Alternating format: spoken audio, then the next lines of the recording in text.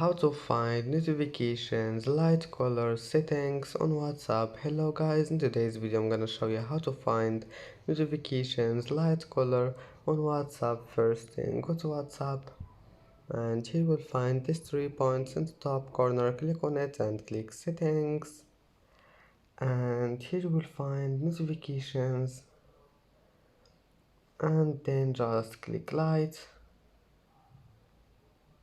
and here you can change it to anything you want, and then just go back. It will be saved.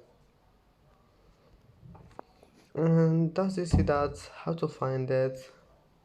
And that's it for today's video. If you like this video, don't forget like and subscribe, and thank you for watching this video until the end. And now see you in the next video.